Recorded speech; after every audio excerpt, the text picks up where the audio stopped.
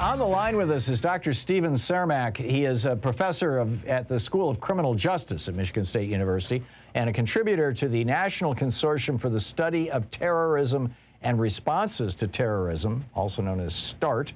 And Dr. Chermak, or Professor Chermak, welcome, Chermak, excuse me, welcome to the program. Oh, and Twitter, S_CHERMAK.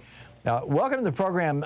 Tell us, in the spectrum of terrorism and terroristic threats to the United States, where does what we saw on January 6th and what we've seen in all of the activity since then, where does that fall? Yeah, that's a great way to start and question. I mean, I think about, really how, our response and thinking about terrorism has changed so dramatically. I started studying terrorism back in '95 after the Oklahoma City bombing, which, of course, was an extraordinary mass casualty event, and then sort of running it through 9/11. And over the last 20 years, there's just been an incredible attention to this issue. And so this particular, the events from January 6th of last year were, unprecedented in a lot of different ways, but certainly in terms of the magnitude, as well as the effort, as well as sort of the overall response. On November 11th, when Osama bin Laden and his merry band attacked the United States, bin Laden said that his goal was to bankrupt America. That if he just waved one flag in Afghanistan, the entire military from America would come running and it would bankrupt our country. And he pretty accurately actually predicted what George Bush's response would be. But we're still here, and he's not. How much of a threat is right-wing terrorism, this white ethno-state pseudo-nationalism that is promoted by Trump and by the people who follow him and these white supremacist militias? How big a threat to the United States is that compared to, let's say, Al-Qaeda?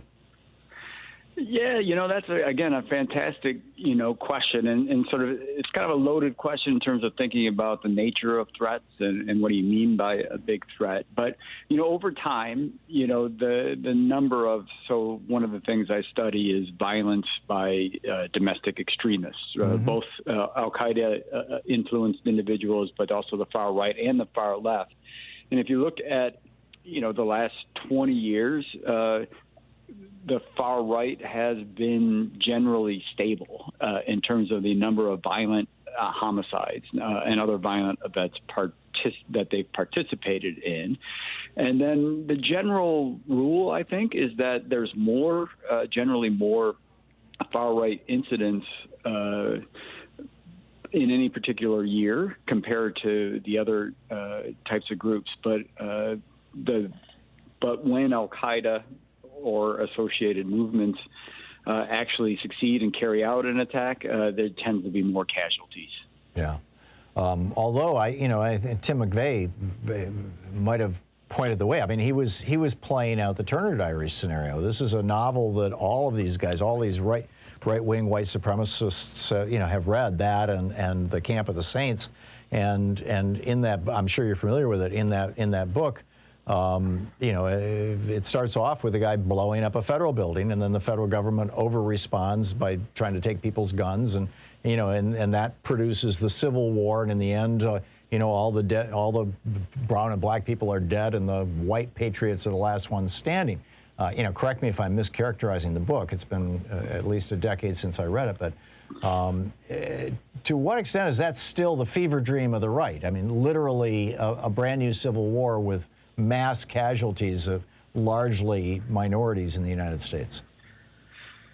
Well, that's, again, you're right on point in terms of, kind of how this all, kind of ties together, in terms of the sort of the kind of the web and, the ebb and flow of political dissension and concerns, as well as kind of movement, where you see a significant movement to sort of involvement in these types of groups, white supremacist groups and others. You see a growth in those types of hate groups. You see some growth in terms of the amount of violent activities and concerns that has been occurring over the last 5 or 6 years, and some backlash because of that. And so I think the nature, when you talk about the Turner Diaries and other things, again, when you think about 1995 and how much technology has changed and how much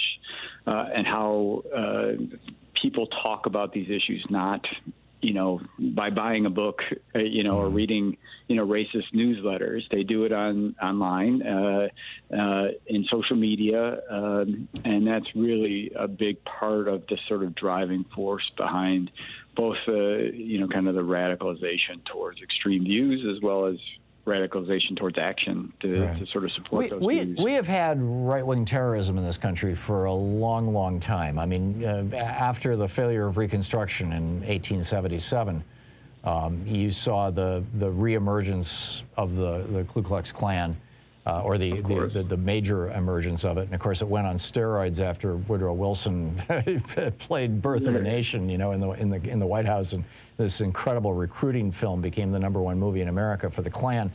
And we've tried demonizing people who are racists and trying to damage America. We have tried imprisoning them. We have tried marginalizing them. I even remember, I was a reporter back in the 60s in Lansing, Michigan, a little station, or actually it was the biggest station in Lansing, WITL, and was doing news there. And we had a couple of guys a guy from the state police and a guy who, as I recall, was with the FBI or maybe the Treasury Department, show up at our radio station and say, we're going to be busting a bunch of tax protesters just down the road here, and there's going to be a lot of chatter about it, and we're asking you not to report on this because we don't want these guys to get the publicity that they crave. And Bob, the news director, and I had a long debate about whether we should do what they said or not. We ultimately ended up doing it. But, that's another way of dealing with it, which is you deal with it with law enforcement and you try to keep a lid on it, in the media. I mean, what's the most effective way to deal with racist, hate-filled terror threats in the United States? Yeah, that's, again, a fantastic question. And I think there's been incredible investment, by government, by the federal government, both state and local, in terms of thinking about that, in terms of, people, we've learned so much about, why people radicalize towards particular issues. And then more importantly, so is education a solution? Yeah, I think so, and sort of engaging, as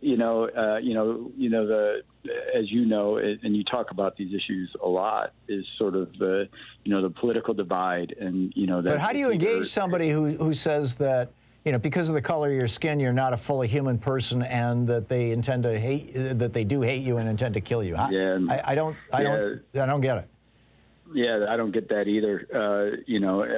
Because the people who feel disenfranchised politically, right? In terms of trying to engage them in that way. I mean, there's community programs, responding to hate programs, bringing in people who are formerly involved in hate, and even serving time, reaching out. Do those programs work? I mean, I had one of those guys on the program about 6 months ago, and he thought that it was helping, but it seems like a drop in the bucket. Yeah, for sure. I mean, anecdotally, there's just not many systematic reviews of that. But, I think in terms of, the potential for ways to engage, I think it's something to explore further for sure. Fascinating. Dr. Stephen Chermak, the professor at the School of Criminal Justice at Michigan State University and a contributor to START, the National Consortium for the Study of Terrorism and Responses to Terrorism. It's cj.msu.edu on the internet and S_CHERMAK on Twitter. Dr. Chermak, thanks so much for dropping by. Great talking with you.